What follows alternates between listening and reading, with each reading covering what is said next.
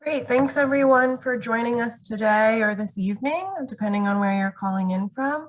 My name is Ann Latera. I'm a Senior Technical Advisor for Evaluation and Learning with CARE's Health, Equity, and Rights team. In today's session, we hope to explore with you 3 examples that illustrate the importance of partnership and what role that plays in fostering scale and sustainability of health system strengthening interventions and models. We will start with some brief remarks and introductions by the chair of today's session, followed by short presentations from each of our 3 panelists.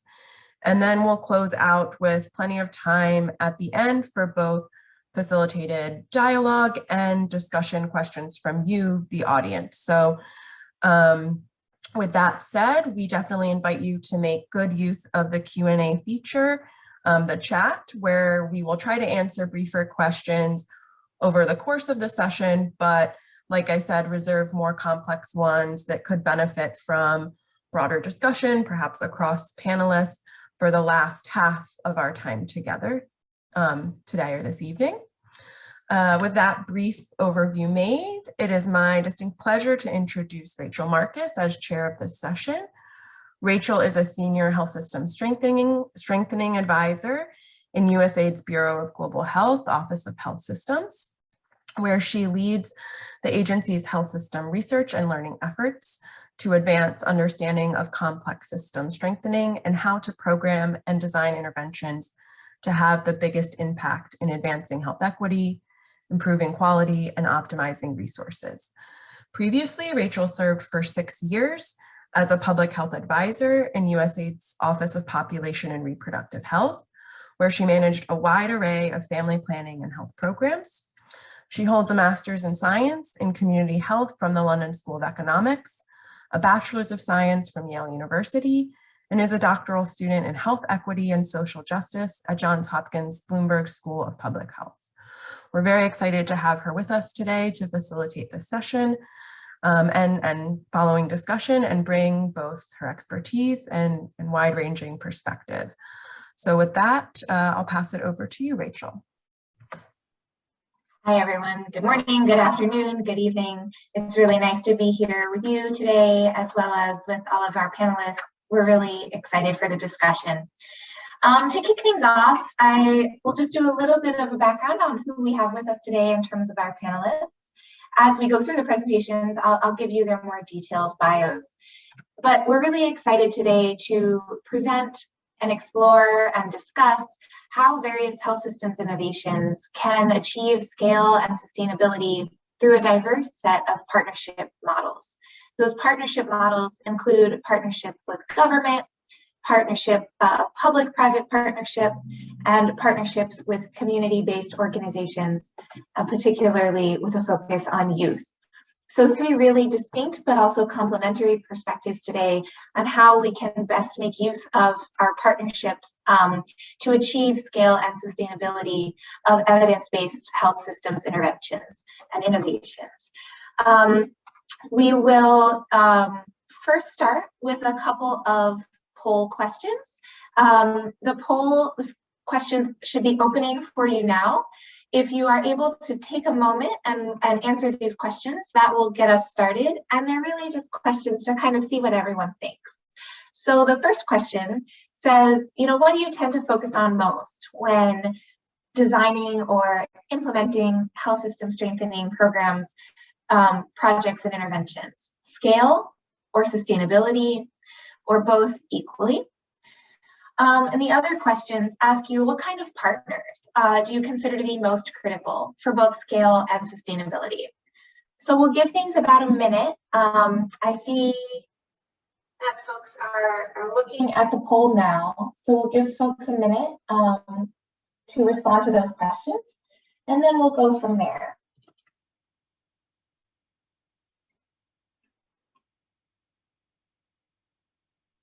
Are people able to Are people vote? see the questions? Yeah, they look open. I see some votes coming in. Yeah. Mm-hmm. So I think we can give it just another maybe 30 seconds. So far, unsurprisingly, the responses to the first questions are saying, to both equally, that needs to be a focus, or you hope to have a focus both on questions of scale as well as questions of sustainability. And I think that is common, although it can be a challenge. For the second poll, what kinds of partners most critical for sustainability? Government / the public sector really coming out as the main partner most critical. And then for scale, it's a mix. So both private sector as well as government and public sector being important for those questions. I think we'll hear some additional perspectives that help us flesh out these topics as we go through the presentations today.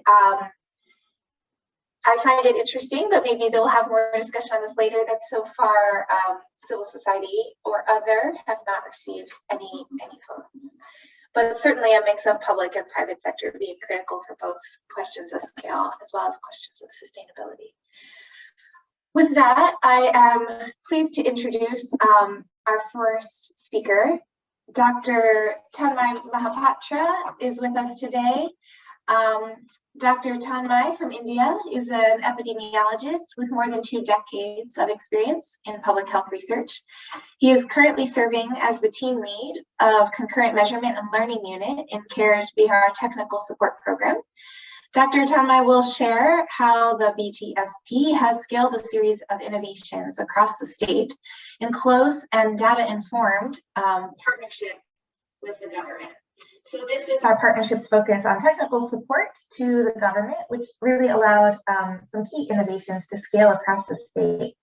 A focus on data-driven systems in this presentation strengthened capacity and improved data decision-making and resource allocation at scale. So Dr. Tanmay, we are very excited to hear from you, and I will turn it over to you. Thank you.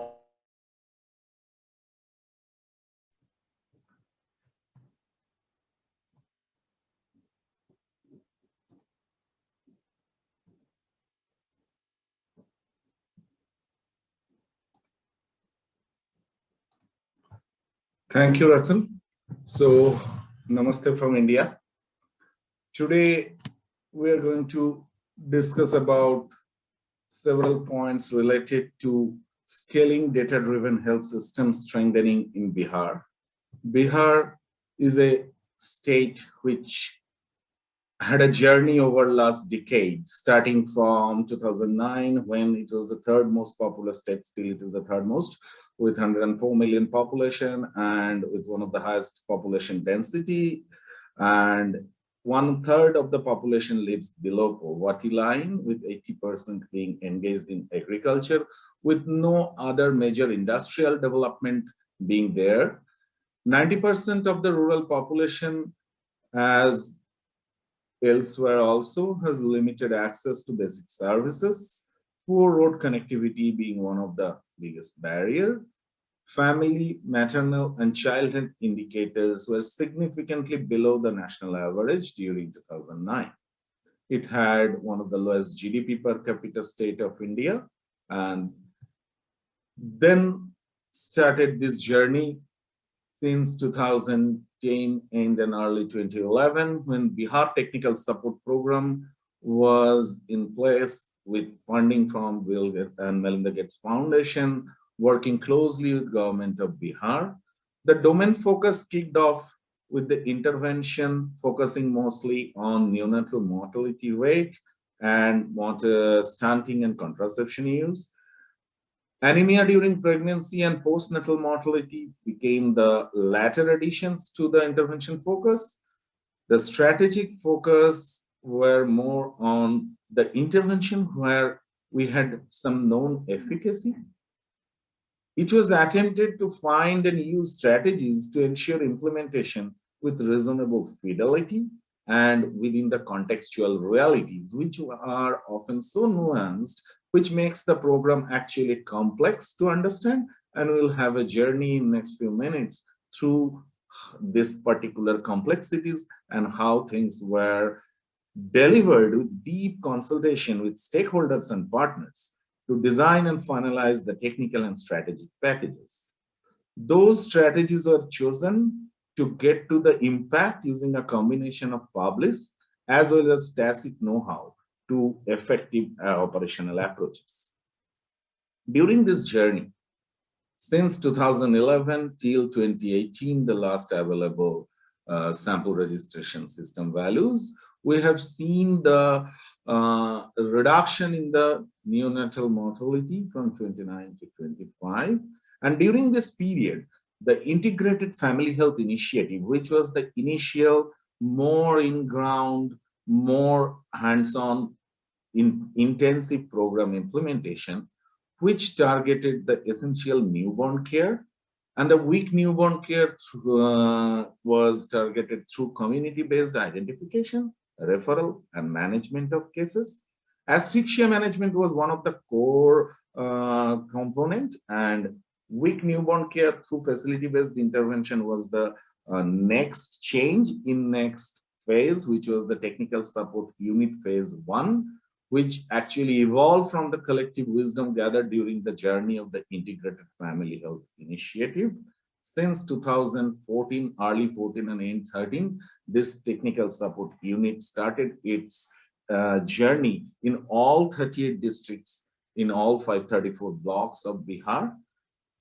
Neonatal sepsis and its management was piloted during this period.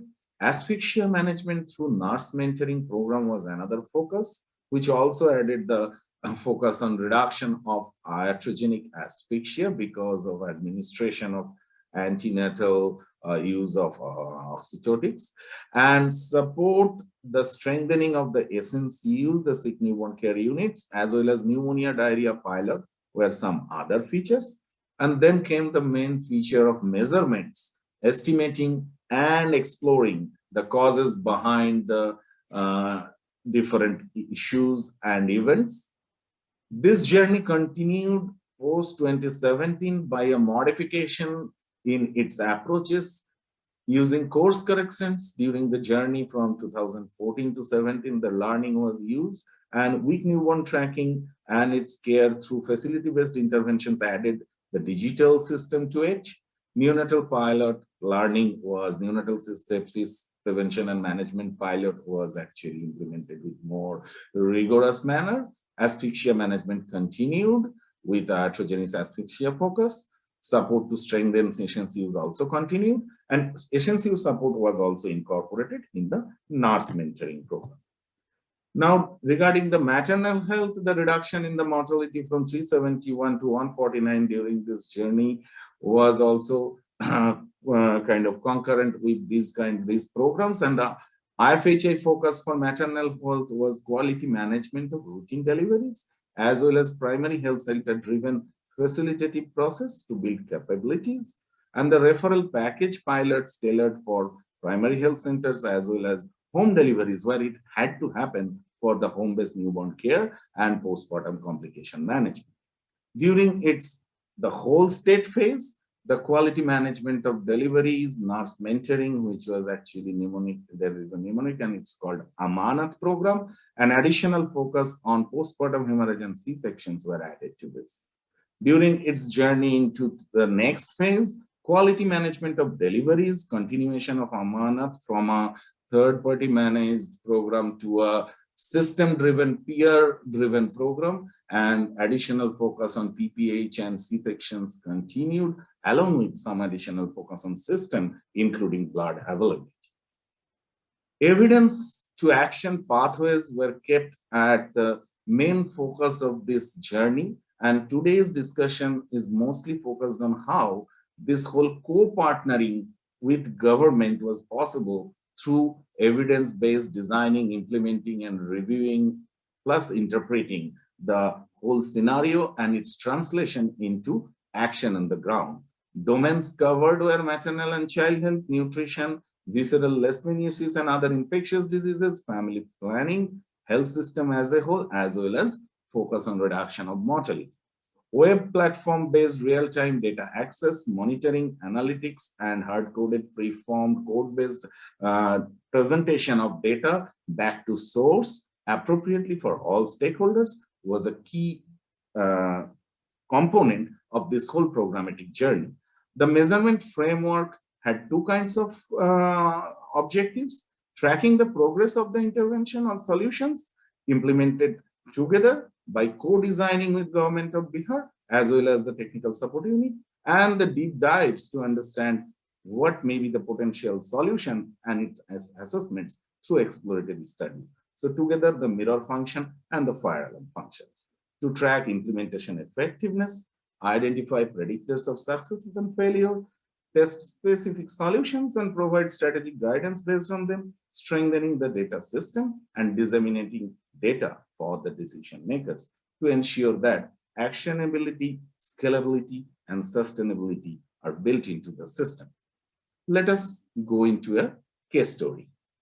For the interest of time, taking a small example among many, the neonatal model. It was a big focus, but I'm talking about a small intervention which proven to be one of the biggest success here and was taken to scale. It's the weak newborn tracking. Among many others, it was found to be one of the major impactful intervention to deal with the major causes of neonatal mortality, one of them being prematurity. The intervention was targeted to improve in frequency and accuracy of birth rate measurement, identification of the weak newborns, emphasis on extra and immediate postnatal care in the facility, and then telephonic intimation to respective frontline workers by the facility staff who identified the baby as a weak newborn. After that, when this telephonic follow-up with families and concerned frontline workers did continue, verification of this process was continuing through this technical support unit staff, which are the block managers of the implementation facilitating organization of Care India. Rigorous measurement of efforts and outcomes continued to support the whole implementation by showing pathways to course correct as well as by showcasing the success. Parallelly, asphyxial death were also being addressed to be reduced by reducing oxytocin abuse, improving intrapartum monitoring for detecting fetal distress, as well as improving case management of asphyxia. Following up of every identified weak newborn, preterm or with birth weight less than equal to 2 kgs by FLW, supervised by the Bihar Technical Support Program block managers, done through a combination of in-person and telephonic follow-ups, could reduce the morbidity and mortality among weak newborns over the period of time. Assessments revealed the journey towards saving lives, and that continued even after handing the project over to government for the supervision and monitoring. Apart from this case study, the design was actually meant for sustainability through co-creation, making it evidence-based, ensuring capacity building, and gradually handing over different components to the system fully. The problem identification and solutioning was an iterative co-creation process. Local teams worked closely together to train the trainers for nurse mentors to avoid dependency on the external system. The preferred use of technology, like through some common application software to scale up the outreach components, not an operation intensive method. Teams feel that it's the scope to improve the bottoms-up design for better adoption. Significant resource and effort was provided to design a structurally embedded and functionally independent concurrent measurement and learning team whose journey was starting with credibility establishment, when the questions used to be asked generally was, why do you collect data? And then the journey through, you also collect data, ended up into, oh, why don't you collect this data? As data was being used for local level solutioning throughout this journey and found to be a powerful tool for advocacy. Developing the system human resource capabilities was found to be one of the key factors for sustainable practices. Nurse mentoring, frontline doctors, nurses, and outreach workers training on quality improvement and other methodologies, and then supporting the decision making by the state level functionaries by using data more and more. Solutions were gradually handed over after the proof of concept and establishment of its effectiveness through data to the state, but still there are unfinished agenda. Technological tools such as different terminologies like DARPAN, the common application softwares and other stuff were used, and the adoption is still mixed. Problem-solving approaches like quality circles see participation but not ownership yet. Limited success in involving doctors due to complex systemic issues tell us that further improvement in quality care would hinge on higher participation of them. What were the key decisions in this journey? This particular partnership, co-designing, and cohesion was possible just because state level functionaries were complemented with a structure that was parallel to the system, but not replacing it, just like a facilitating process, building a ground up versus top down approach.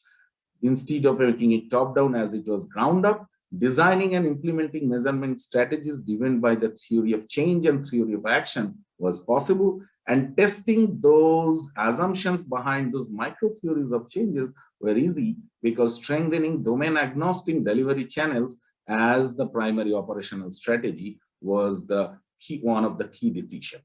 IT was embedded into the program, and in this way, the whole program moved from a flat structure to the vertical, where each particular problem-solving unit were working together with the government counterparts. We learned quite a lot of lessons like adequacy for impact versus feasibility at scale. We should not attempt intervention intensity that is unlikely to be effective. Most programs were found to fail through our testing of assumptions that achieving impact is not possible if the intervention loses intensity at the last mile. Bending the curve is important when it is still being measured. When we are close to reach at level where the impact indicators already improved, the effectiveness of interventions is very difficult to judge. It may change directions without our knowledge. The reproductive, maternal, newborn, and child health and nutrition efforts need to be integrated and normalized, because unless there is a convergent approach, there is high chance that it can quickly outgrow the utility of a vertical. And last but not the least, the very few simple interventions to get to impact are doable, but distractions abound. While the fount is at the top, overcoming these may be the primary intervention conceivable. This would apply to all of health. Embedded in each number, there is a life. Hence, it's very important that we understand evidence to action pathway while dealing with a state, a system is very important. Thank you.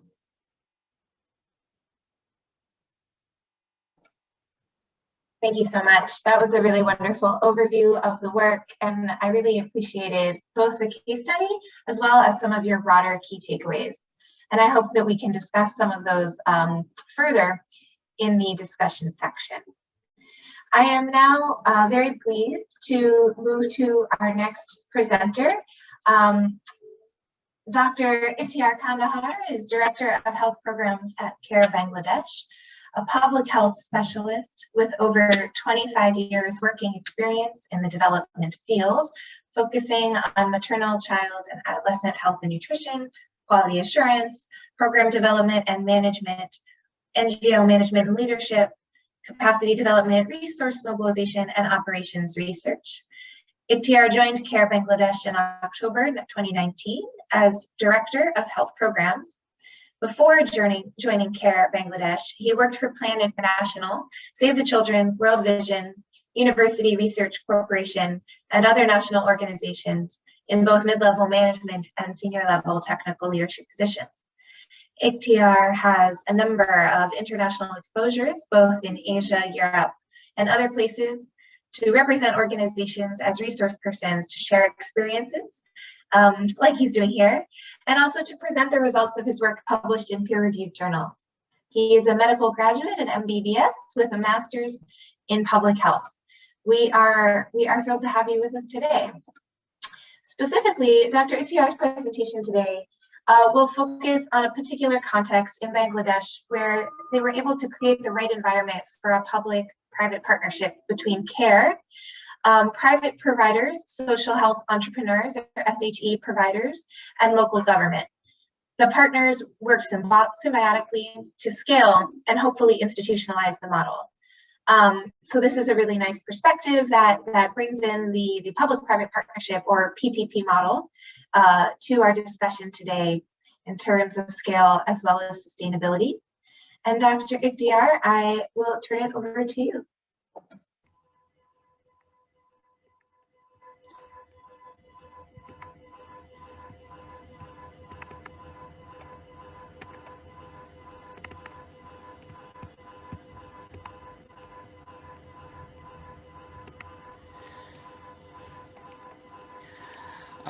Assalamu alaikum from Bangladesh, and good morning, good evening, and good afternoon for who are attending from different places. So thank you very much for giving me the opportunity to share one of our learnings.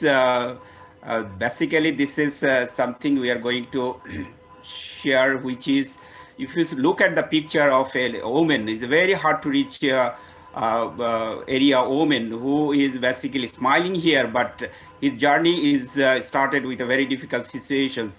They are differently called in their communities, like they are the skilled healthcare provider, they are the frontline healthcare providers, they are basically also called the private community skilled birth attendant, also they are called skilled health entrepreneurs. So they are basically they are basically a group of women who are trained on very specific skills areas, and also they are working in a model like public-private model to reduce the gap in a skilled human resources for health in remote communities in Bangladesh. If you look at that, the remoteness of that location where they are working is in the district situations, and look at the building. This is the health community level healthcare facilities, and that facilities are surrounded by water, and basically this water is retained in that in that area 5 to 6 months time. So and also added to that, there are a number of times actually in a year the flash flood happens. So vulnerabilities is a big issue over there. So, but they are the only options who are playing the critical role to provide the maternal newborn child health in that area. So we are talking about a district named Sunamganj. This is basically the very hard to reach area, very located in northeast part of Bangladesh. And as I mentioned, the 65% of the district remain underwater 5 to 6 months in a year. In addition to that, they are being affected, the area being affected by flash flood with large water bodies, and communication, infrastructure, livelihood options, access to essential healthcare services are very limited in that areas.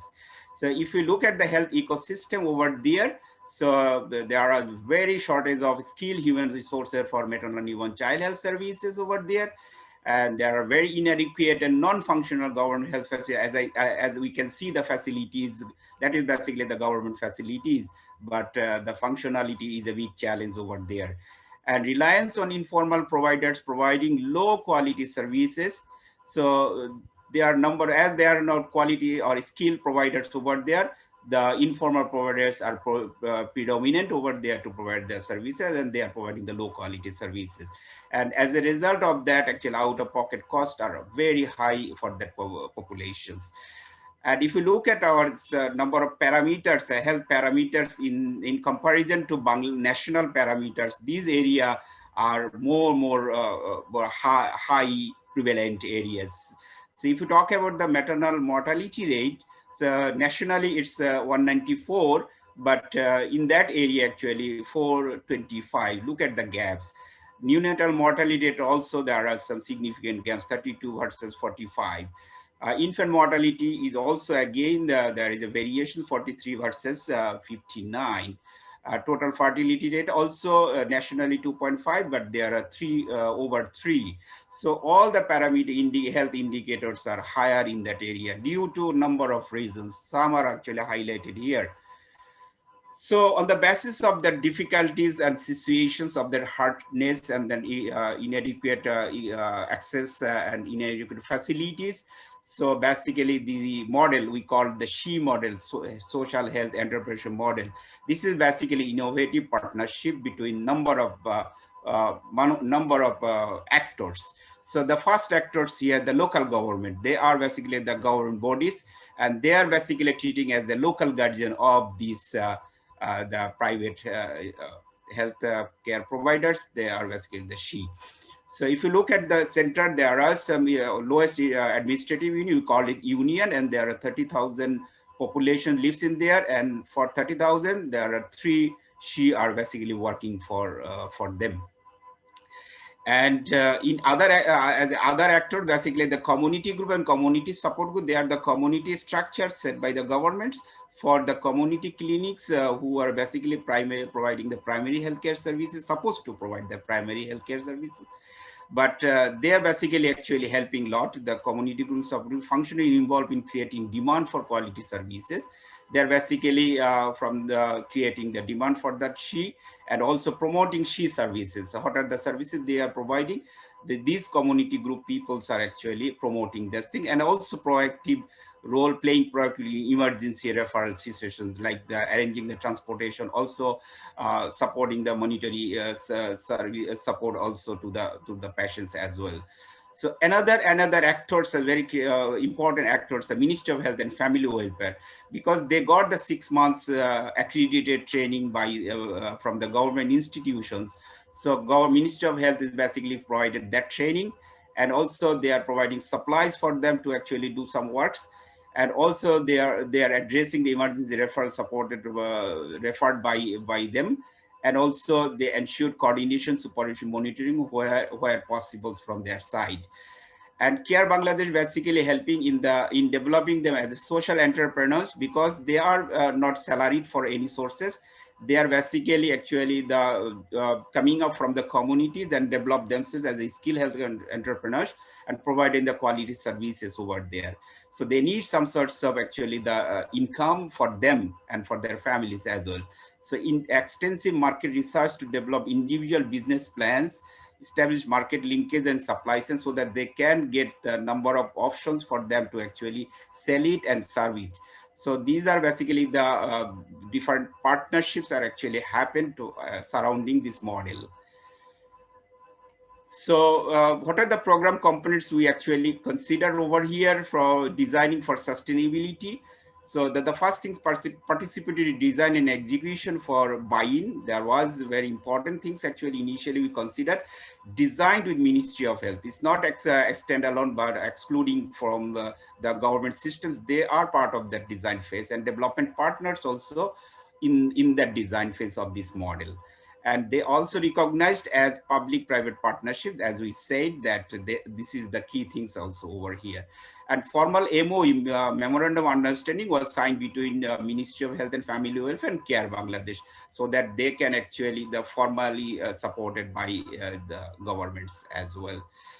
And the second point, the foundational skills, they requires to be the skills health service providers, they requires trainings. So they got 6 months WHO Ministry of Health accredited skill about attendant training, plus 3 months long on the job training as well. In addition, they are also received primary health care training, community IMCI training, family planning, non-communicable disease screening, referral, life skills training, organizational development, leadership training, health MIS training, nutrition, basic investigations referral, like basic investigations like blood sugar type of things. They can also do that training. So they got different type of trainings to develop their skills and to provide the quality services.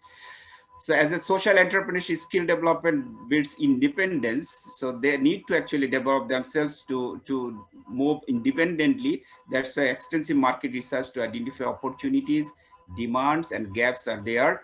Inform customized individual business plans also over there. They do their own plans as well. and facilitate market linkage with commodity supply so that they can actually increase their baskets to actually provide the options for the community so that they can also earn more. And ongoing quality improvement part, basically this is linked to the public systems. The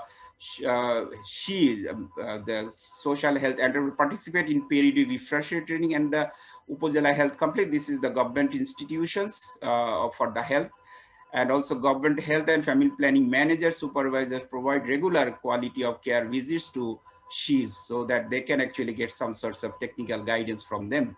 And community feedback mechanisms are established over there so that they can get the community reflections for their works and they can improve themselves for their own works.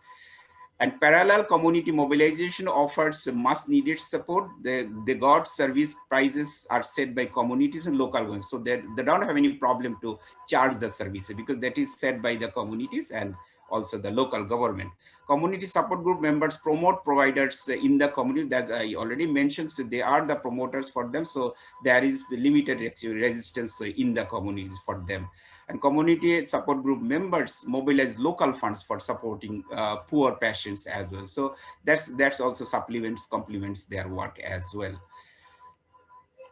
So what are the achievements of our project? We can see as a sustainability as the foundations. If you look at that numbers, so in the district like Sunamganj, there are also neighboring districts of Netrakona, there are total 410 she developed, trained and developed. And 3 million population in 124 union parishad districts. It's a union parishad is the lowest administrative area where 30,000 population per union is residing. So there are 974 community groups, support groups are strengthened, those who are actually basically supporting and working for she to position themselves in the community. And 4,100 community health volunteers, basically they are developed to support that she to work to provide the services as well. And 1,225 public health and family planning staffs capacitated on the process of supporting them. So they also receive some sorts of training and capacity support from us. And also 1,612 union parishad bodies are capacity. There's the local bodies. They are basically got number of training from us so that they can actually support them very widely. And governing network, so among the 400 cities, there is a network they call Shushava network, and it's formed at two levels, the sub-districts level and also districts levels. They have their own committee. They elected and selected, both options are there, but they have been selected by themselves. And 2 million skill service contracts in last 7 years, actually we see. And 262,000 pregnancies identified and registered during this time. 63,000 normal vaginal deliveries conducted by themselves. And also look at that earning from them. So it's 1 million US dollar actually she are earned from their services during that time. So if you look at the services, actually the improvements from 2013 to 2018, so all the service actually maternal services are increased in percentage during this time. So the change in the antenatal services also happened, increase the postnatal services also happened, even the birth assisted by skill has, you can look at the 13% to 37%. Now it's almost actually close to the national averages. And also postnatal visit also increased by 21%, like 9% to 30%. And family planning use also increased in that locations. So short-acting methods as well as long-acting permanent methods, so use are also increased over there. And that's being the contribution from the she as well. So changes in child mortality rate, you can see also the neonatal mortality is reduced from 42 to 31, infant mortality also 78 to 43, and under 5 mortality rate also 97 to 49. So all the parameters, health mortality areas also decreased by times. So this is the big changes actually. She is a woman, actually, very poor woman actually in that community. So they basically, this is the first time they are coming out from their households, and and they are earning. So they are providing services, but they are at the same time they are earning. And more than 90% of that entrepreneurs can decide, as they are earning and their status in their family has been increased. So they can decide to spend their own money, income by independently, and also with the discussion of their husband as well. So this is a big changes and shift over there. So more than 90% they can actually spend that by their own. And also, if you look at that, the participation in household healthcare decision, this is something actually the women empowerment piece has been happened. That has been also increased to 71% from 36%. And more than 2/3 entrepreneurs are earning more than 5,000 BDT per month. This is significant improvement by time. And 57% entrepreneurs have a bank account. This is the formal system. It's very difficult to think about they have a bank account, but now they have their bank account. So look at that, the big changes in their income. So more than, so when you actually look at the baseline time, the 7% are earning more than 5,000 BDT. Now it's more than 60%, 64%, 60% are earning more than 5,000 BDT. So this is something actually the significant changes over time happened over there. So as a lessons, what we learned from public-private partnership, a public-private partnership model may work best where government chronically suggests to retain health workforce. So government has a significant role need to play over there, so to establish that public-private partnership, because one of the stand is government. Second is designing with and for government is critical. As we mentioned that in the beginning of the designing things, we involve the government. So we have MOU with government. So they are basically part of the designing. So it's very important. It's very crucial to involve governments in the designing phase. And a fee for service model can serve lower income households in the right context. So if we are actually properly placed it to the people, so they can pay if they get the quality service. So this is one of our learnings. So lower income people households also can pay. Private providers can supplement public providers in referral networks or strong coordination, because we have limited public providers. So the private providers can supplement to their work as well. And if they can properly refer these cases, that's very, very important. Investigating the social entrepreneurship skills of she has been critical to their success and future sustainability. So that's very important thing. So they need to actually earn, and they need to financially viable for their own work. So that's very important. So we need to invest on their skills as well. And transition from service provider to manager and coordinator takes time. So this is something actually they are actually trained as a service provider. Now we are actually looking for, they need to manage something by their own as a network or as their own platform. So it takes time to actually transfer it from service provider to manager. So that's the learnings from our from this model we have. So I would like to thank you all for patient sharing. Thank you.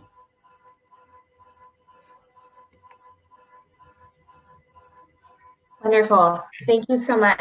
That was a really interesting presentation. I really appreciated how you mapped out the components of the partnership model. I think that's really useful for others who might be considering similar approaches to really see the components, the role that care played in the components, as well as how they all connected to each other. And then how, you know, kind of after implementation, some of the key lessons learned that you pulled out, I think will be really valuable to others as well. And we can talk more about that in the discussion section. So thank you very much. In the meantime, I am looking forward to moving into our last presenter.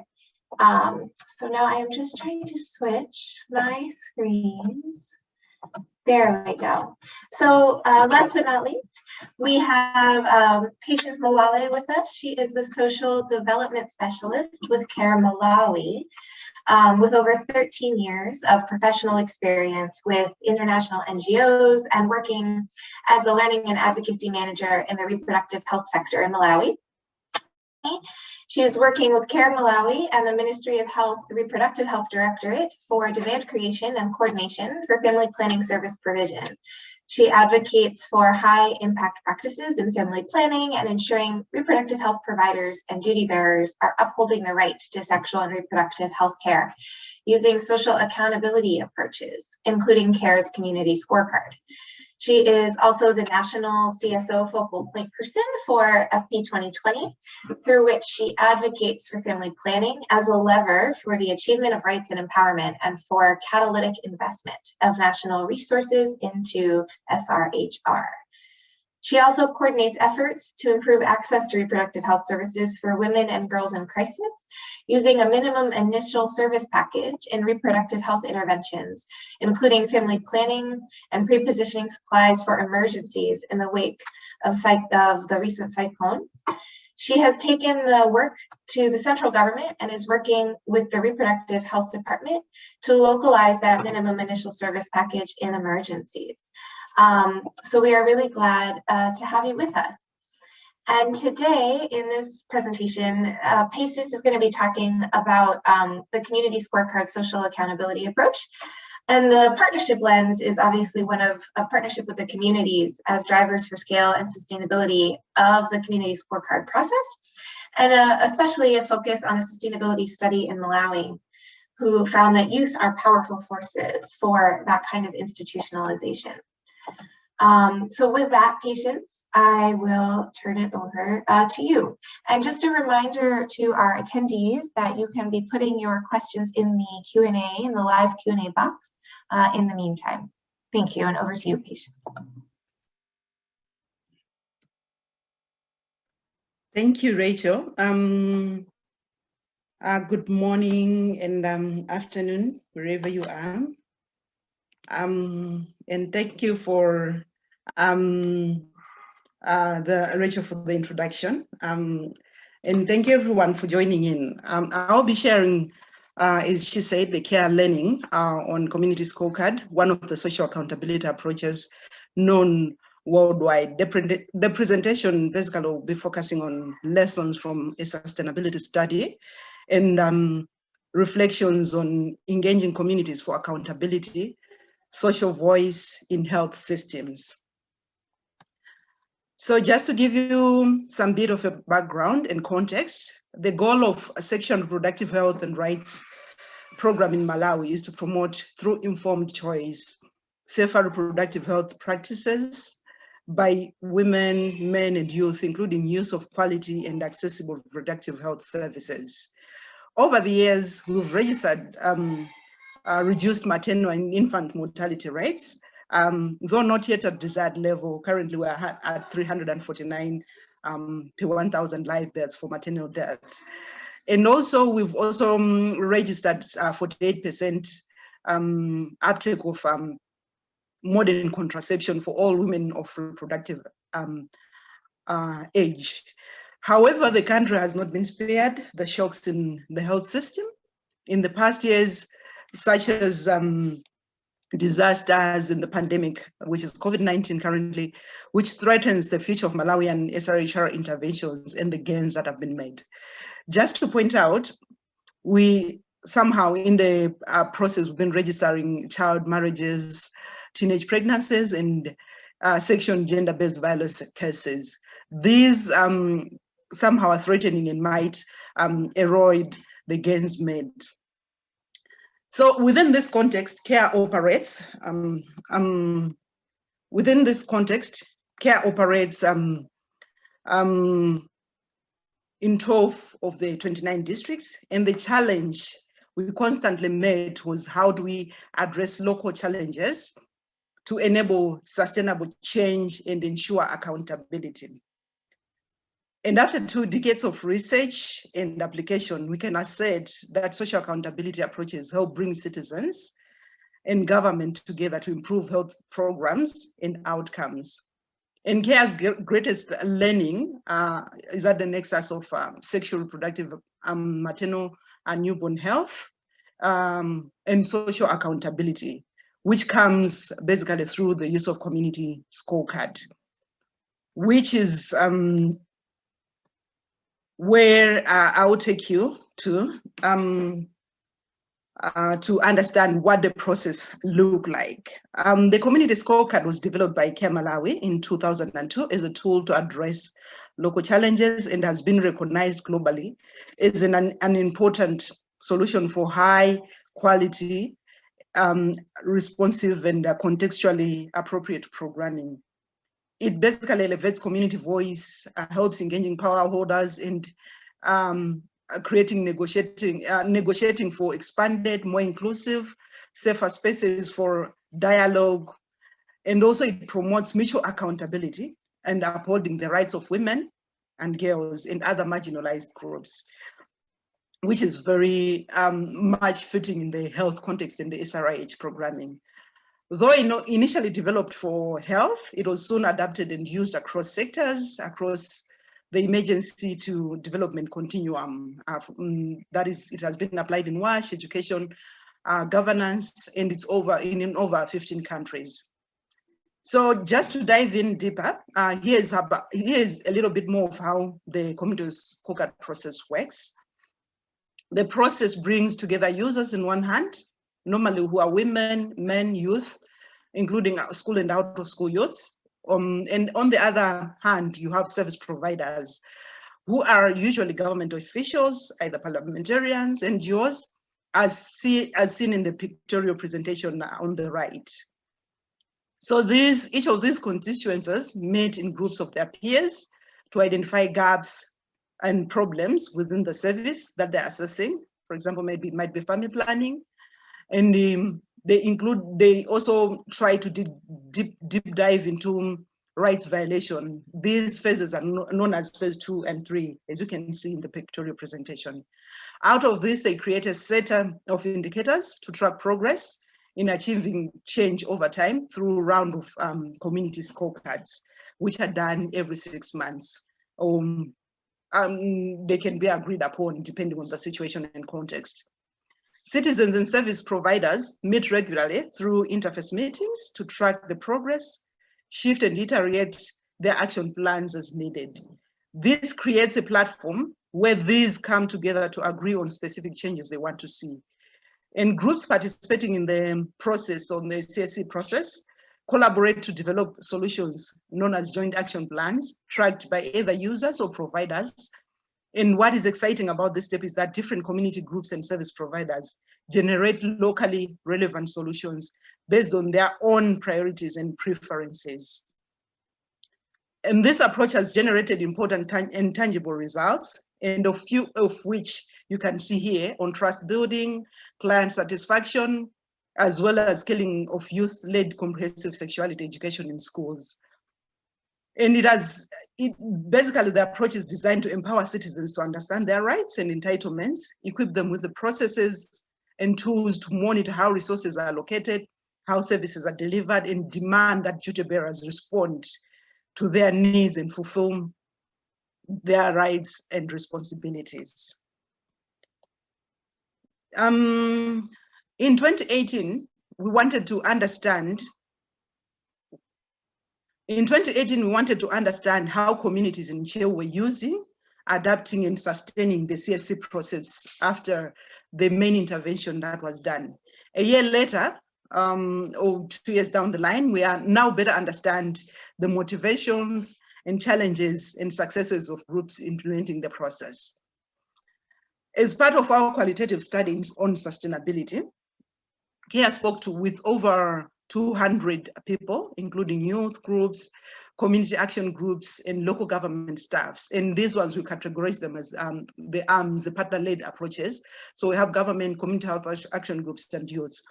And CARE Malawi staff were also part of the key informant groups to explore, understand, and document the process of uptake and implementation of the CSC process by various partner-led approaches in the district. This was done basically to identify which partner-led approaches best support and sustain the CSC process, to describe the process of various partner-led approaches, determine outcomes of various partner-led approaches, and also understand factors that facilitate and hinder the different partner-led approaches. As said, these were the study was done through focus group discussions, key informant interviews, semi-structured questionnaires across 5 health center catchment areas. Audio recordings were transcribed and translated into English. And then these were then coded in DDoS, basically using a prior code book augmented with emerging codes and a constant comparative approach. Emerging themes illustrated with participants' direct quotes were identified. And we know that there is a lot on the slide in terms of what we found. So we've provided a handout for you to follow along closely. Here we share the findings from the sustainability study, including the health-related and development and government-related outcomes across the youth, CHAG, community health action groups, and local government as the arms that we're exploring. While there were some findings specific to each group, there are several consistencies among and across all groups. Within these, within the 2 avenues of outcomes, that is health and development and governance, we found perceived improvements in health, basically maternal health and male involvement themes that were coming up across the groups. And also we found consistent change and improvement in relationship between community, government, health workers in the development and governance side. And relationship transparency and understanding of each other were consistently being mentioned as one of the improvements that were coming over time. And in addition, we also surfaced a few challenges related to the sustainability of the CSC process, as well as a few recommendations for future programming. And just quickly to mention them, these include lack of financial resources, basically to sustain the process post a particular intervention, and also difficulty in incentivizing meeting attendance or participation from those who want to participate in the process, and also the need for continued capacity building as the leadership change for those who are leading in the CSC process. And key recommendations for future implementation worth mentioning include continued capacity building to enable scale and creation of a CSC brand. And of interest is one arm that I'll mention particularly on this one is the youth arm. And what came out of this youth arm is that just as our grassroots learning came on the youth arm emerging as one champions for social accountability. And what emerged was that the study highlighted barriers and facilitators of sustainability. And what we saw before the study is organically the youth had picked up the community scorecard, which enabled them to highlight and prioritize issues within their communities.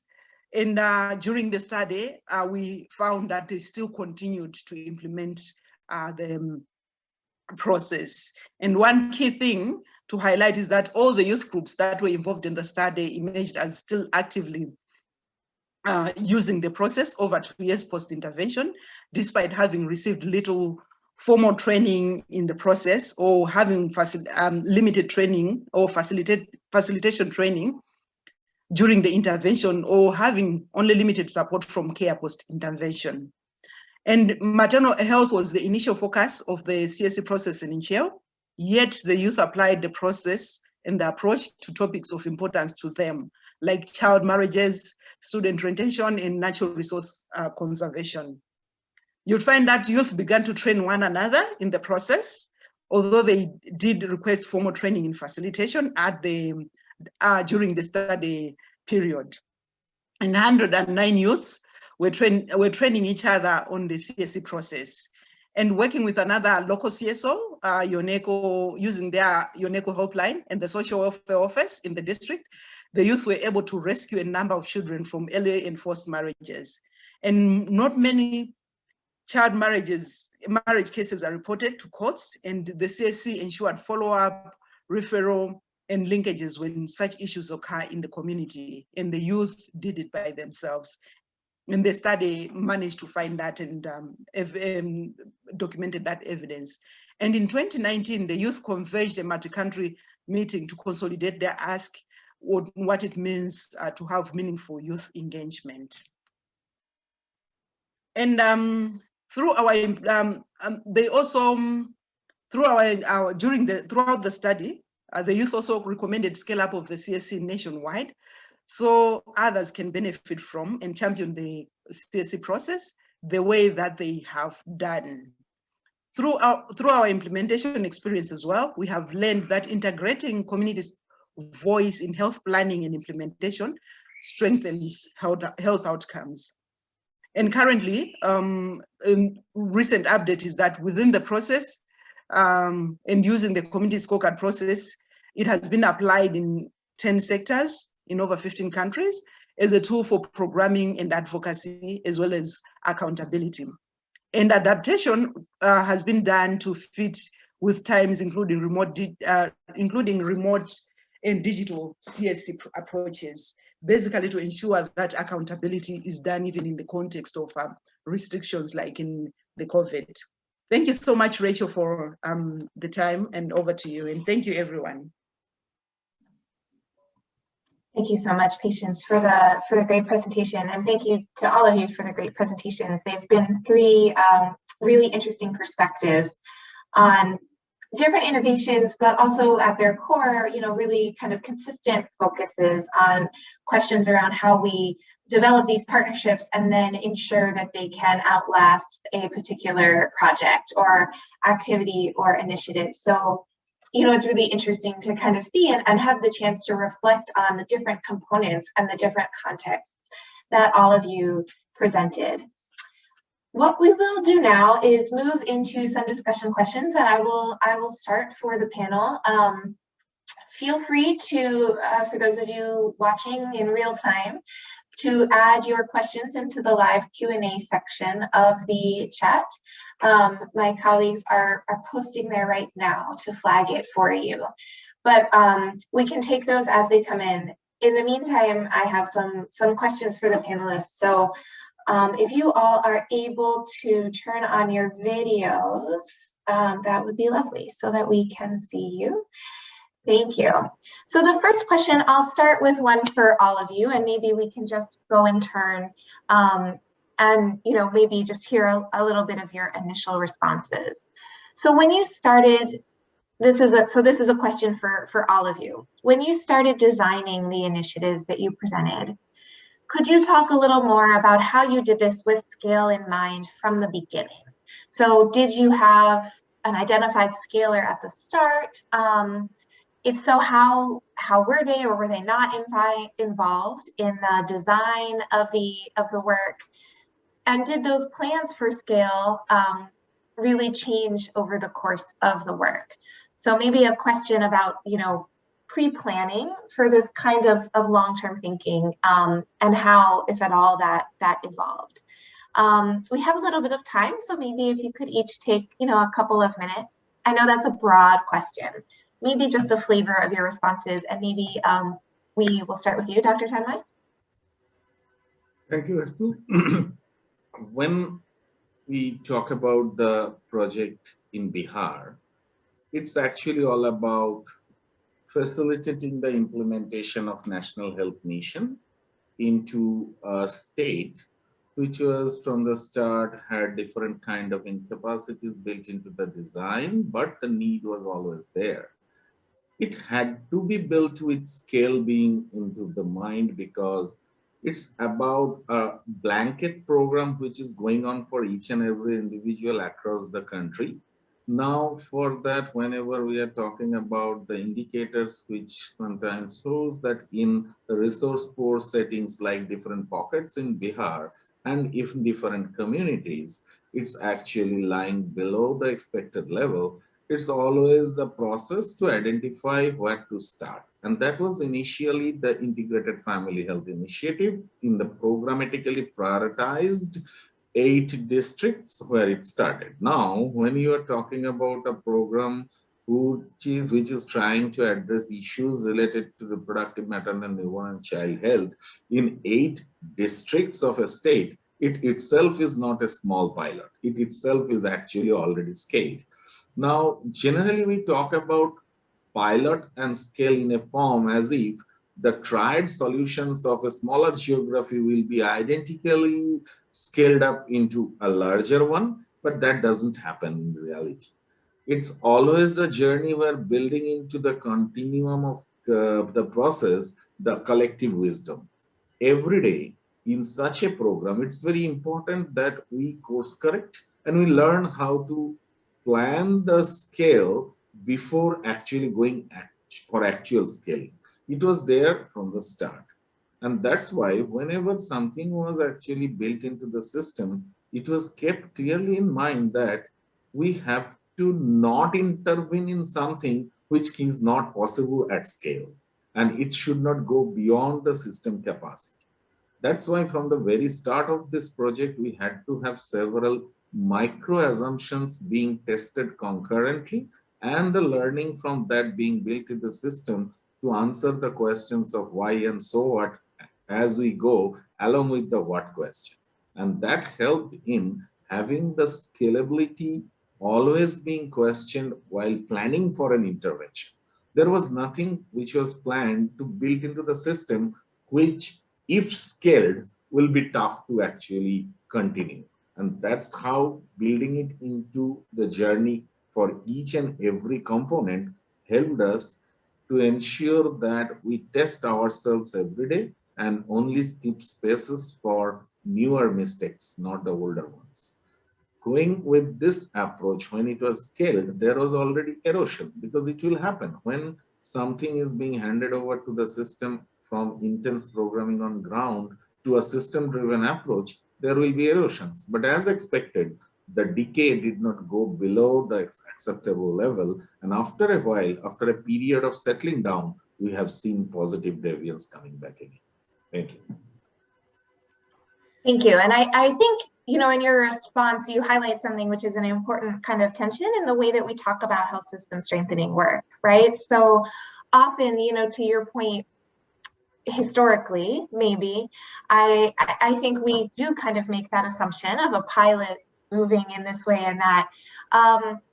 But really in complex health system strengthening interventions, that's not necessarily how we start, right? Sometimes we do, and scale can be defined obviously in a lot of different ways, but often some health system strengthening programs or initiatives may begin at scale, you know, to use that phrase, just given the nature of the system strengthening work, right? And then really there we're talking, as you just so nicely elaborated on, about maintenance at scale, as opposed to that scale up, which lends us to the related piece of the focus here, which is around sustainability. But it's really maintaining work that, as you were saying, you know, we're not going to start with something maybe that you cannot do at scale. And in many cases, the work does start at a larger scale.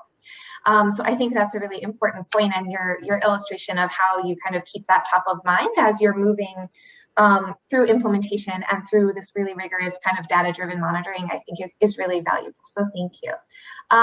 Maybe though the same question over to you, Dr. Ikhtiar. Yeah, thank you, Rachel.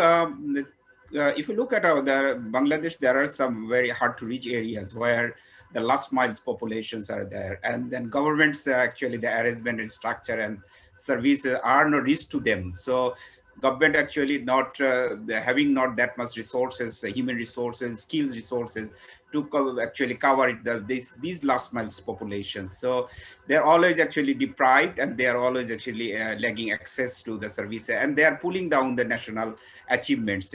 So if you look at the data, these areas, the hard to reach areas, basically pulling down the national averages. So considering this, basically the government is also as they have limited resources, as they have limited scopes, they are allowing to other people's public, private people's actually somehow they can cover it up their untouched, uncovered area. So these basically, this model basically cover it up their gaps and filling up some of the skills gaps so that the services are being reached to them. So, and regarding the scale up, basically, as they are, government is limited resources, they cannot adopt all the skilled providers in their systems, but they are supporting how they can actually retain how they can continue their services within their arrangements, like local government is supporting, communities, and also their services are actually reached to the national reports, like through the government channels. So it means they are somehow they are contributing to the national requirements. So they are somehow part of the government, but the real scale up by the national governments, it takes time. But at this moment, the locally they are scaled up by geographical coverage, expanding like next district to the other district. But nationwide, it will take time. But we are hoping that gradually there are some plans will be coming up, and that can be scaled up widely. But at this moment, they are basically filling up the gaps in the hard to reach areas to cover the last mile populations. Thank you. Thank you. And again, I think that takes me back to the point before about, what do we mean by scale, right? And being able to, fill the gaps the way that you just articulated it, and really leverage key partnership exercises like this one to reach some of those gaps in that last mile is itself a way to kind of scale and sustain the system as a whole. And so I think that's a really valuable additional point. Patience, over to you for the same question. Yeah, so from our perspective, what happened was when the intervention was being done, it ran from 2012 to 2015, and the intervention was a randomized control trial, basically trying to work with in improving maternal health outcomes. So within that, what we saw was, okay, if we are to hold somebody accountable, it means it's the Ministry of Health and their departments within that setting. And when we were having to build capacity, what we envisaged was those arms that I mentioned. We had government counterparts, we had community health action groups. These are volunteers from the community. And these were basically the main arms that we did a lot of capacity building, hoping that there will be representation of those who are going to take it up post intervention. And the government counterparts that were trained were not necessarily from the health.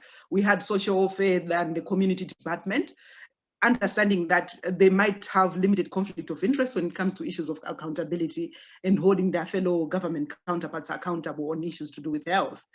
That was our initial thinking. And initially when we were drafting even the intervention, that's what they had recommended.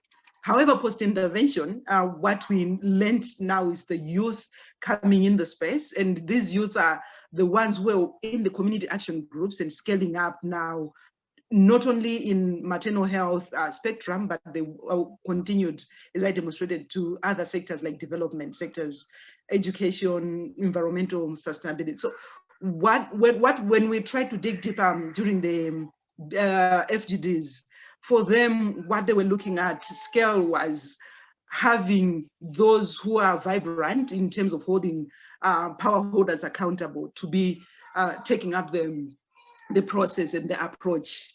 And it meant them, the youth, being on the forefront. So you'd see that at design stage and at intervention stage, we envisioned that we'll be working with community members who are responsible, for certain aspects within the community, like the community health action groups. But however, it turned out it's the youth now who want their voice to be heard, who want to take up issues, who can, take up the CSC approach moving on forward.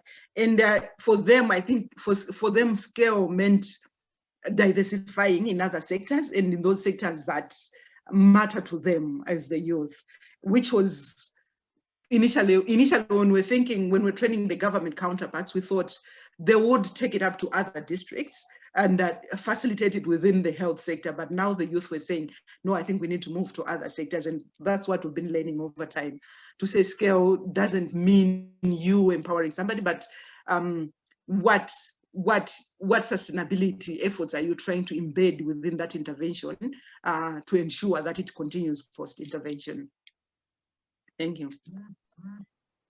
Thank you. And I think that's really interesting as yet another perspective onto what scale means, but also because it highlights, some other things that I think we were hoping to discuss around the importance of integrating the voices at the community level into how you plan for and then adapt these health system strengthening interventions. So, as you said, there's kind of what you thought at the design stage, and then as things evolved, these other lessons that you learned about what the priorities were for moving this work forward, particularly for youth. And so having that community involvement throughout not only informs, as we often kind of structure it, the design, right, but also the lessons learned for future adaptations, and particularly for what it means for something to be scaled and sustainable. I don't know if that's a fair way to kind of summarize some of what you just said, but I think it's a really valuable point.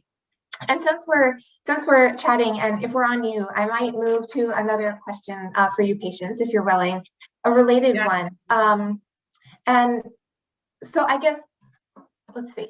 So we kind of just talked a little bit, since we're focusing on youth, about the important role that youth play in the sustainability of some of these social accountability mechanisms. And as you were giving your great presentation previously, I was reflecting on how the youth in this experience really picked it up and were able to apply the process to topics of importance to them. And I wonder if you could reflect a little bit on what conditions or what do you think really were some of the factors that maybe enabled this empowerment for others that might want to support youth to pick up the community scorecard approach or other similar accountability methods and approaches to adopt it for themselves.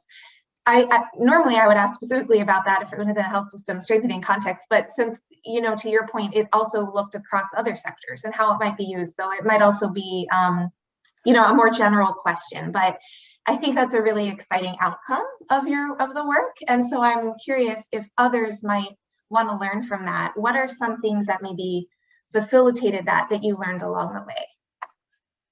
Yeah, so just to point out, from the results, the results that I really compressed, but it was very very compressed slide.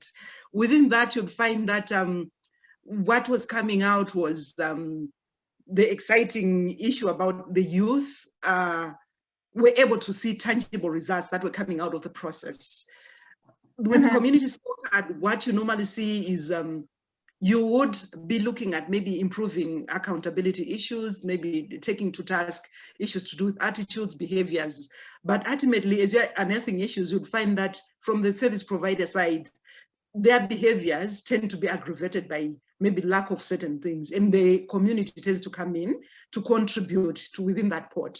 So once they start working together, the providers and the users, that outcome ultimately is what motivated the youth to say, I think we don't need to wait for somebody to come with some donor money to change our community, but rather let's start discussing among ourselves, see what we have as a pot, and then move forward.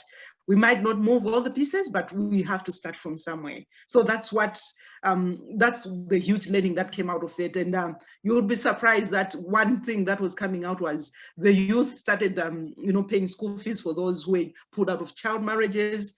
They were doing volunteer work in schools where there are gaps, just to motivate kids to stay in school and elongate their processes. So there are so many exciting examples that were coming out of we couldn't share in this platform, but those tangible results are what motivated the youth to say, I think this process works. And I think we can continue to work despite having limited resources within this pot. In summary, that's what I can say. Thank you. Yeah, no, that's really helpful. And it's really good to kind of hear you expand a little bit on it. It really talks about, providing that space for ownership and what really can come from that. So I appreciate it. Maybe to switch modes a little bit, I wonder if Dr. Ittiyar, if we can go back to you and talk a little bit, maybe to complement the discussion we just had, as governments continue to commit to UHC and working towards UHC, what role do you see for some of these other partnership models, like the SHE model that you presented, in improving access to healthcare moving forwards towards UHC? What could you maybe expand a little bit on the roles for models for these either private sector on their own, but also really these really innovative public and private partnership models to contribute to that journey? Yeah, thank you, Russell. Basically, government has some limitations to reach to that last mile populations. They have resource limitations as because we are middle income country, we are lower middle income countries. So we have a lot of limited. So we have huge populations in Bangladesh, like 160 million populations. They're very small country, but we have limitations from the governments as to reach to that all populations. So there are a number of hard to reach areas like hilly areas, the coastal areas like Howard, the marshland areas. So these are basically the areas where government is struggling to actually reach to them to provide the universal health coverage. So they are basically looking for support from other options, like how they can reach to these people, how they can reach to the unreached people. So they are encouraging others models, other peoples to come up to support them to reach to the peoples. So these model basically actually is very interesting in a sense, like these 410 she who are actually from that community, those they are actually selected from their community, by their community, and they are trained and they are serving in their communities. So this is really unique. They will be retained in their community, continue their services. But the people who are actually working in the government system, they are basically from the different places. They are not retaining there. So government basically is encouraging these this type of models to actually support them to reach to the last mile populations. So that's why actually this is really a complementary to the government strategy to reach to the universal health coverage. But government has limited resources. That's why they are encouraging this type of model for the hard to reach areas, really help them to, like if you look at that, the changes in the different health parameters. So there's significant improvement, reduction of maternal mortality, infant mortality in that area due to these services are accessing by the community. So this government is actually crediting these things because, and they are getting this report in their systems, like these services are provided in their community. So this is basically is totally endorsed by and the training they are received. That's also from the government institutions, they're accredited by the government. It's not actually different than the government system. So they are somehow part of government system. They're reporting the government. They're getting the monitoring support and technical support also from the government systems, but they are not salaried by the governments because they have limited resources. So this is basically the situations that these cadre are basically complementing the government agenda to reach to the universal health coverage. Thank you. Thanks. That's a really useful kind of additional detail, I think, to add to folks' understanding of the model. And maybe I could just follow up on that to ask maybe if you could expand a little more on what components of the model might be transferable to other cadres of women health workers in Bangladesh, particularly as it relates to the sustainability question. So the two components basically is very important, like the local government engagement, because they are basically playing a very vital role to positioning themselves and selecting and positioning these women in their communities, and they are supporting them to actually provide the services comfortably without any problems. So these local government engagement things would need to be actually considered anywhere it can be taken to. And also the community engagement. This is very important thing because community support without, like Passion says, that the community accountability things and community engagement things. So here also is a very important component is the community is totally engaged with this. They are setting the prices for them. They are actually ensuring they are moving without any hazard. The women, they are moving from one place to another, but they don't have any problems to actually move. So full community engagement is very important things. The two things, the local government engagement as well as the community engagement. So these two components are very important to develop this type of model to work for. Thanks. I think that's really interesting because, well, for a lot of reasons, but one piece is it really, I think, might raise some questions for folks. And I wonder if as a last follow-up, you might just address this a little bit more around the sustainability of that community engagement component. Obviously, it's really critical to the success of this model for a number of reasons, from the promotion side, from demand creation, from having community feedback, engaged in the process. Oftentimes, in my experience, just to use my own experience as an example, that seems to be kind of a roadblock from a sustainability perspective, that does take a lot of resources, and you need a lot of conditions to kind of support an engaged community. And so I wonder if you might just want to maybe build a little bit more on what you said from a sustainability perspective. Is what in this work did you find was most critical to ensure that what part was successful that others might need to consider to sustain it elsewhere?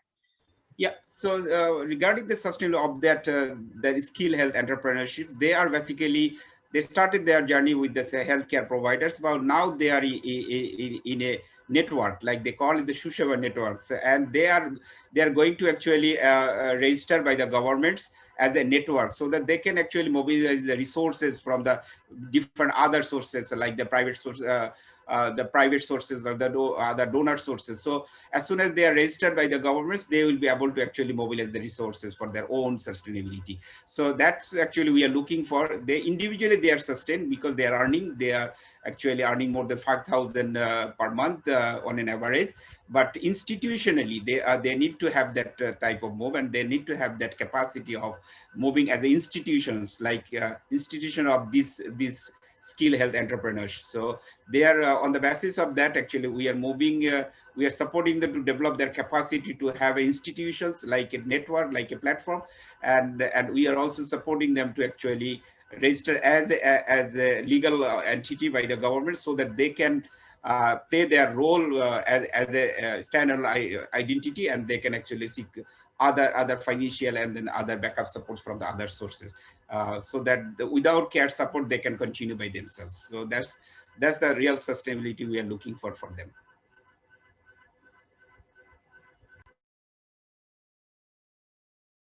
Sorry, I was having trouble unmuting. Thank you so much. That's really great to hear additional content. Dr. Tanmay, I might move back to you and maybe focus a little bit on the question of data use, since we haven't yet had a chance to dive into some of that. So I wonder if you could talk a little bit about kind of two pieces that came out. First, what role did data play in the success of the model, and what measurement tools or approaches, or really those data sources, do you think were most helpful as CARE and the government tried to really understand the impact of the health system strengthening efforts as part of the work? Thank you. So data played a role from the very start of this program, and its role was to ensure that in the whole ecosystem there is a credibility, there is a kind of a conviction from the program implementer, its facilitator, its consumer, and its strategizer and planners. To make it a little bit more clearer, whenever we design a program, the normal process is kind of planning for a pre-post kind of assessment, and that ends up in having some kind of evaluation methods which ensures that there is enough mechanism on ground to understand if there is a change, that change gets measured, because we know what gets measured, that gets implemented. But the unique part of this particular program was, from the very start, there was a memorandum of cooperation and a memorandum of understanding with government that wherever there is an intervention, there will be an assessment to understand what is working, what is not, what may be the course correction mechanisms, and how those course correction mechanisms can be tested as a pilot solutions. So from the very start, there was a mechanism of checking this on the ground. Initially, in the pilot phase, there was no separate independent unit doing this.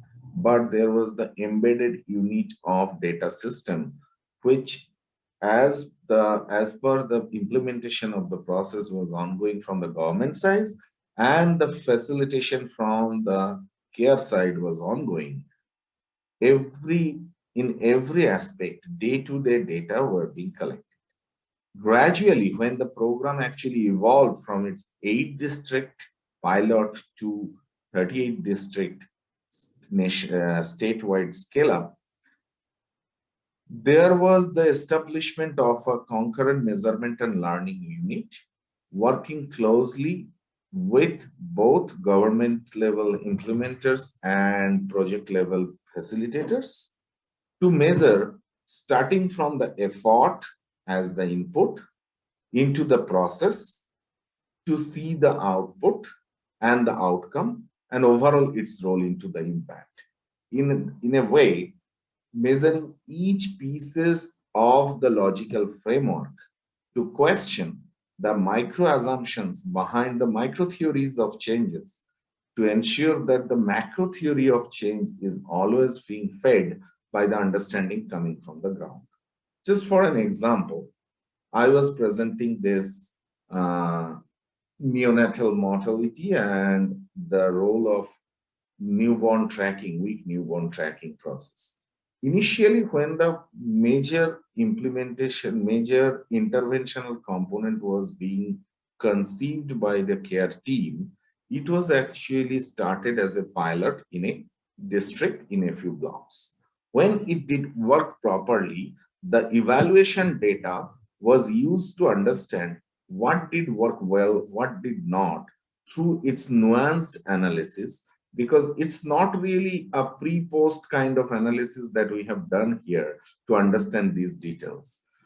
The tools that we have used, we start with a 360-degree view. That means we first talk to our government counterparts, and it is actually through 3 separate verticals. One called the program vertical, which is the facilitator of the program implementation.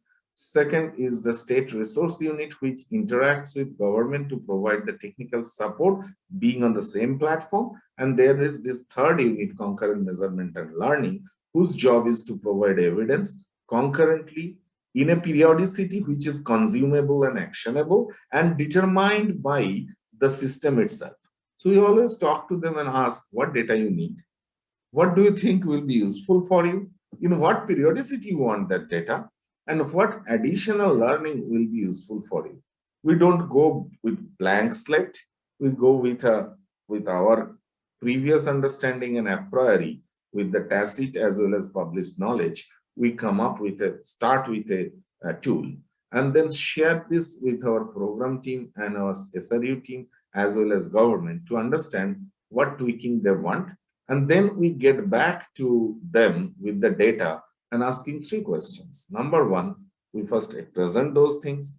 We present our learning from there. And those 3 questions are: number 1, what next are you planning based on this, based on these directives and something coming from data? Number 2, when again you want this for the assessment of the change?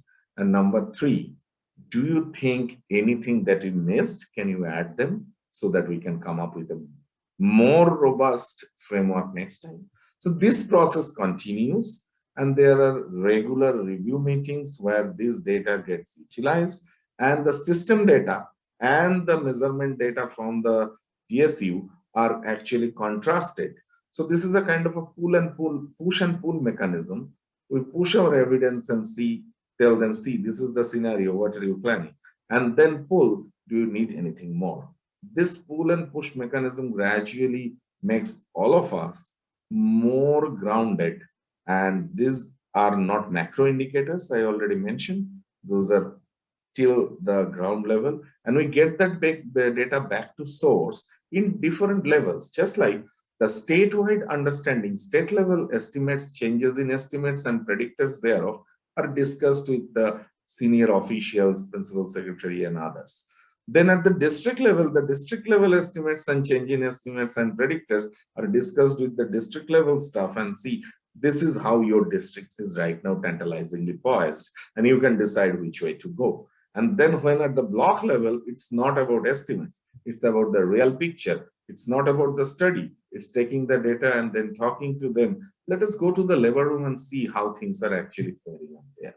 So these kind of regular interaction actually made sure that government system is ready to accept more evidence, and they listen to us. And as they listen, they also actually more insightful than us, how to take the program into its next level. Our evidence help them to test it. So this way, this concurrent measurement and learning tools and mechanisms helped us to have this evidence-based journey from day one in this project and still continuing. Thank you so much. It's really inspiring to hear actually the evidence-based journey. I think this is kind of the approach that a lot of us aspire to. You know, this push and pull of the data and how do you learn it and how do you build from it, and this adaptive management throughout the process. You know, all the way across, as you were saying, you know, as you use the data to test, you know, constantly the micro theories of change within the bigger theory of change of the effort, and how you do that in partnership with the government so that they are more and more situated and ready to not only utilize that data, but also identify what else they would need to continue to refine the work and move the work forward. So I think your framing of, you know, everything you just kind of described as a journey is appropriate, and it's a really inspiring one that's valuable for folks who are interested not only in the kind of implementation partnership, but really with this lens of data and learning as a model throughout the entirety of the effort to really inform the specific technical approaches throughout. So I appreciate your describing that. I think maybe I'll do one more for all of you in turn, and then we can move towards closing. But I wanted to ask maybe a little bit different from the questions we've had before. What is next for each of you in your work, and how has the COVID-19 pandemic factored into this? Patience, maybe we can start with you if that's okay. Thank you. Just bring you up to speed. With COVID pandemic, I'll start from there. What we quickly learned that we really need to do a little bit, to do things a little bit differently. When you understand the community scorecard process, one thing I think that was emerging was you really need to meet physically. There's a lot of physical meetings. There is a lot of discussions, interface meetings. You can't avoid that. However, with immediate pandemic looming on the program, what we quickly learned was I think we can always do some adaptations. And along the way, when we finished with the study, some of the adaptations had already started happening. There was opportunity for us to aggregate all the data that was coming out, the qualitative data that was coming out of the community scorecard process. So we started transitioning. We're building a platform that can be used even at national level. One thing you would learn quickly as you are doing community scorecards is most of the information is very much community-based, but we had to embed a deliberate process, and we have digitized the process. It's a community scorecard app, similar to what the community scorecard does. It mirrors the whole process. So you have issue generation and then all the steps all the way, and you capture the data as you does that. The opportunity with that digitization is that you are able to use the data, reference it real time, and you can take it anywhere with national stakeholders whenever need is as an advocate. So with that, what we've done is to further embed remote community scorecard within the digitized app so that the voices continue to feed in. That's where the relevance of the youth now came in. When you try to understand the stats around SADC countries, you'd find that most of those who hold mobile, who have a mobile device, basically it leans towards the youth because they're the ones who are kind of literate. And also it's to do with resources, availability of resources. So all those come into play in terms of how we have digitized the application. So youth are now becoming, the next generation that are able to take it moving forward. And we've also taken the work globally. Currently, Care Malawi has a community scorecard consulting group, and the group is available to any organization, any CSO, any government that wants to roll out the process. We have a team here in Malawi that's able to provide technical support and technical direction in terms of rolling out the community engagement process using the community scorecard, basically to improve on accountability processes and how best we can move forward with them changing in times and the adaptations they are in. Thank you. So quickly within that, we've, of course, I think I showed that we've supported more than 15 countries. Sorry, so the learning also within the digitized application is coming from those 15 countries as well.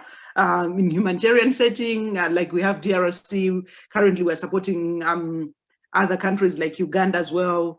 We are embedding all those aspects as well. And youth is coming a prevalent mode of how we can work, or we can engage the communities in all those aspects. Thank you. Thank you. Yeah, there's a lot of breadth there. Maybe Dr. Tenma, you, and then we'll close with Dr. Itiar. Yes, related to COVID, basically Bangladesh was the first case identified on 8 March. And then after that, basically there are some initial 1-2 months was serious struggle. Like the government imposed lockdown and then the movement restrictions in the different countrywide. So our work has been struggled initially for 2 months. Then subsequently government gradually actually losing these lockdown things and restrictions. Then we actually develop our business continuity plan. And then there are some services from the health, like they're treated as essential health services. Like we have some programs with the HIV prevention programs to provide the services to the people injecting drugs. This is with the government system, so it's treated as essential services to continue that. And these who are basically in the rural areas, initially they struggle to get the personal protection equipments, but after lockdown removed from this, so we actually, and not only from care, but also they receive from the other union parishas and other sources the personal protection equipments. And at the same time, we train them how to actually give the risk communication messages to the communities. She basically worked a lot over there to promote this the messages to the community. They help them to how to actually use this mask, how to wash their hands, how to maintain the social distances.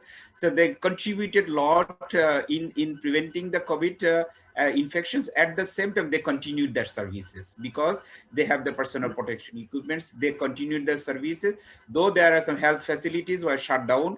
The people are government facility people are not there, but these community skill birth attendants, they basically continued their services in their, because they are in their communities. So this is basically also recognized by the governments at the different levels, as their contributions are significant in during that time, and they continued their services. They saved their mother's life and newborn lives even during these critical times. So this is really something we can proudly say. These care actually really helped a lot of things and did a lot of works for COVID-19 initiative. Yeah. Thank you.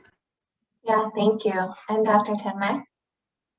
You actually asked a question which should be answered in a counterfactual and factual manner. That means if COVID wouldn't have come, there was already the questions which were being asked to us that in this, the awake of 2020, end of this particular decade, how this whole program is likely to shape up towards the SDGs and all other stuff in next few years.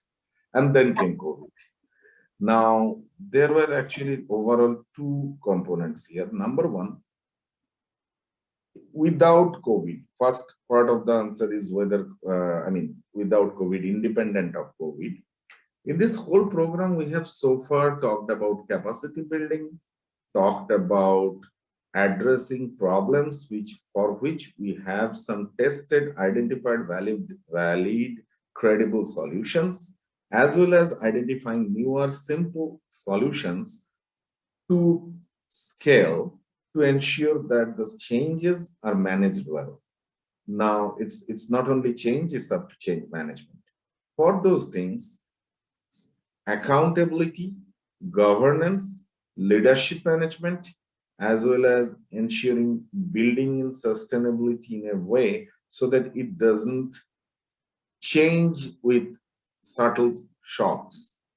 And when these kind of things were being planned and strategized to build into the system, then came COVID. COVID for an individual also, for where there were comorbidities and everything. So for a sick body, it actually caused menace. And for a sick health system, it also caused the same thing. So wherever there were gaps, it widened. And that's why in scenarios like Bihar, where we were trying to bridge several gaps through HR rationalization and all other stuff, COVID actually dismantled everything. But every menace comes with some boon. Because of COVID at the ground level, the convergence that we have not seen over years between frontline workers suddenly did throw them up into a scenario when they suddenly found that they are on the same boat. We found that the problems, the solutions came for those problems from the ground itself. For an example, when frontline workers were tasked with COVID duties and were asked to visit home for contact tracing and other travel histories, etc., they themselves actually carried some of the commodities and iron and folic acid tablets, FP-related different components with them to counter the community resistance that they might have were facing while visiting the communities. And that became a policy that the frontline workers were asked while doing this kind of things to carry those kind of commodities. So it's actually the solution coming from the ground and getting into the system. And there are other aspects like that also, like senior managers, they started visiting communities to build all those stuff. The second point is all of us are actually, we were about to buy land in March, but we are right now trying to find out masks before going outside home. And the amount of hand washing that we are doing right now, probably 1 year back, we didn't ever thought of. And that's true for everybody. So this is the time when health has become more important in the mindset and framework of the system, for the individual, for government and everybody. So in the wake of this re-emergence of the importance of health in a country like India, in a situation like Bihar, it's actually the scope for utilizing all those scare, the understanding for the need of health as a personal as well as community behavior, and depending on these kind of transitions, coming up with the governance and leadership management as well as accountability as the next phase of work to ensure that we build institutions. So we need to build institutions within and besides government system, so that all the efforts through this program can be institutionalized and kept at a level which can continue to serve and manage the change. And the role of the data remains very important there to ensure that it can speak to the truth to power, so that power continues to speak in favor of truth.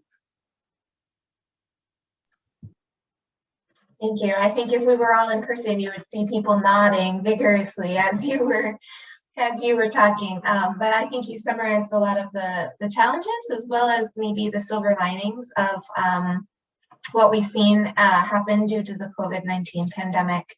And I think maybe we will, unless we have other questions coming into the chat, but I don't see them. Now I think we'll take this opportunity to wrap up and to thank you all for joining us so much today. Personally, you know, it's been really illuminating and inspiring to hear your different examples of the partnership models that you've utilized to move your work forward. And there were some, you know, obvious differences, but also some common themes, which I think, you know, were quite clear in how they came out. And one was that just on a basic level, you know, I really appreciate the work that went in, not just for this presentation, but throughout implementation to document and learn from the work that you were doing. Often that is a part that kind of falls off the table. And, you know, for us and for the community of health system strengthening practitioners, having the rigorous knowledge and evidence that you're generating and making it available to others is really a tremendous contribution. So thank you for that. You know, one thing that was also quite interesting to me is that in different ways, everyone kind of touched on, and I think Dr. Tanmay was maybe first in his first presentation to frame it, but everyone kind of touched on this idea of the outgrowing utility of a very exclusively vertical approach. And so I thought that was quite interesting. That's an approach that we're taking as well at USAID, you know, instead of moving away from these vertical silos and looking at how we can do our health system strengthening work in a more integrated fashion that looks across health areas, that looks across some of the building blocks of the system, even in some cases multi-sectorally, to, you know, achieve all of these goals, whether that's to improve our social accountability work, or to fill some of these gaps in the last mile, or to really build some core capacity and embed evidence use in order to institutionalize our efforts. You know, all of those things are integrated approaches. And so I appreciated the focus on a model that really starts with the need and then structures the work to meet it. All of you highlighted ongoing challenges, right, that we experienced, that you identified regarding scale and sustainability, but I also appreciated your focus on the how and the why of the processes that you were undertaking, and the factors that impacted them along the way, moving all the way from, you know, the preconditions of the work through implementation, as well as maintenance, and in some cases the evolution. I think documenting that process is also really valuable and informs the work of the kind of intertwined objectives of both scale and sustainability. I think, you know, to the last final discussion then about COVID, just in closing, it's really activities like these that leverage partnerships to strengthen the health systems that are especially important in times like these. You know, COVID has really, I think, for all of us, illuminated how strong and evidence-based and innovative health system strengthening work is critical to help us prepare for and adapt to shocks like the pandemic that affect, you know, the availability of quality and essential health care. And really, we have to do that kind of health system strengthening work, that kind of integrated health system strengthening work in partnership together. So it's been really lovely to hear your partnership models and to learn from them with you all today. I think with that, unless there are any other final thoughts, I will bring the session to a close, and really appreciated everyone joining today from the field, folks who might be viewing the recording after, all of you on the panel, and my colleagues from CARE who were kind enough to organize this and invite me to join. It's been a great experience to think through some of these very tricky questions with all of you and to hear the different perspectives. So I think I will close it there, but thank you so much. Thank you, Rachel. Thank you, everyone. Have a good evening, good afternoon. Thank you so much. Yes. Thank you. Nice. Thank you, Rachel. Thank you, Tanmoy and others. It's really good time. Thank you very much. Thank you all.